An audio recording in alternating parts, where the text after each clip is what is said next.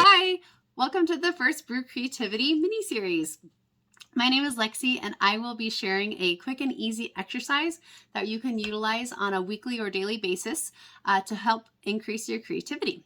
So I kind of came up with this idea for this series because I heard a lot of people say, oh man, I wish I was creative, or I wish I was a creative person.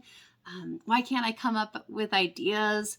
And I read a book called The Atomic Habits by James Clear, and he has a really good quote in there that I'm going to share with you. It is, every action that you take is a vote for the type of person you wish to become. And I hope that this exercise that I'll share with you in a moment will help you cast that daily or weekly vote to help you become a more creative person. So the exercise that I'm going to have you do does require that you grab an object that's nearby. If you need to pause this video to go find it, I will let you do so. The requirement that I do have for you is that you have to be able to hold the object in your hand. So you can't just sit on the couch and point or look at the object. You actually have to be able to pick it up and hold it in your hand. So I'll give you a moment to do that. Now you should have your object. I have mine. And we are going to walk through the exercise that I'm going to call questioning the senses. So with your object in your hand, we are going to describe the object with our 5 senses. Simple as that. So what does it look like?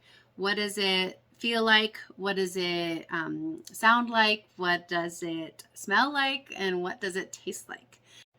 So this kind of gives us a baseline of what our normal thought pattern thinking is, right?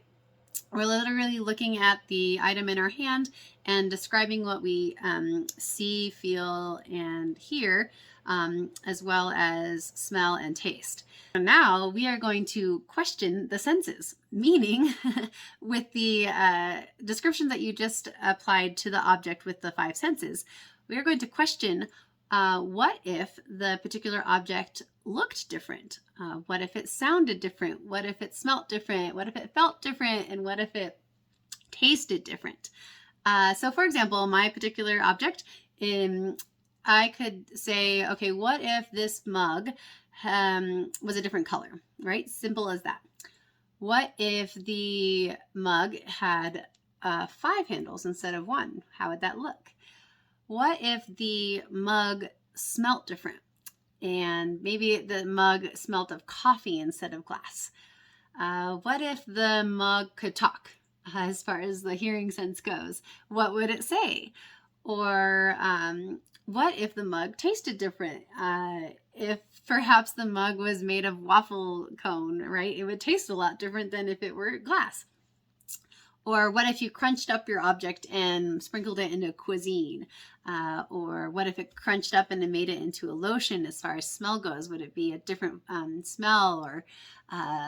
Or if in a candle, how would it smell? So that's kind of what you would do, is just kind of explore all those different senses in a different light. Question it. What if it was different?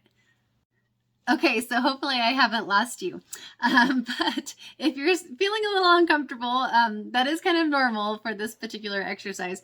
But the point is really to start thinking outside of the box, or normal thought patterns, right? So it's kind of like when you take the same route to work, right? It's like you're on autopilot. Sometimes, like we've all experienced the, oh my gosh, how did I get here thing, right? And if when we start to kind of either take different routes to work, right, our surroundings feel different, our brain has to pay a little bit more attention, and it might just feel a little different, right? So we are just creating these different little neuron patterns and allowing our brain to explore almost like a little different reality, right? And like I kind of mentioned at the beginning, you can kind of take this as deep as you want to go. So if you want to just keep it simple, like when you're in the bathroom, for example, and you're brushing your teeth, you can pick up the toothpaste and go through those 5 senses really quickly. Describe it really quickly, and then question the senses. And ask yourself what it would be like if the toothpaste tasted a little different or smelled a little different. And this is just, like I said, it's something that you can kind of take out of your brain pocket and utilize. Or maybe if you wanted to do it more on a weekly basis, you can go a little deeper and really kind of pick an object that you really want to focus on, or maybe a project that you're working on, and look at it in those 5 senses. All right, so that is the question, the 5 senses exercise. Hopefully you have fun with that, and I'm excited to hear how it goes for everyone. And keep in mind that this is just flexing those creative muscles and casting a vote for becoming a more creative person. So cheers, and I will see you next week. I gotta think of a better sign off.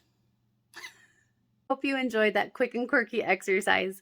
I will be doing a video next week on flow and how to get into flow and how that correlates with creativity. I also wanted to let you know I am thinking of looking for some, what I'm going to call creative connoisseurs or crafty connoisseurs, to taste test little craft kits that I'm trying to put together. I'm not sure when this is going to happen. It'll be in the near future, but if you'd be interested in that sort of thing, please let me know. Either comment below, message me, and I will get you that application when it does happen. I'll keep you updated on that as well. But in the meantime, I'll just see you all next week for the creative flow video. All right, thanks. Have a good one.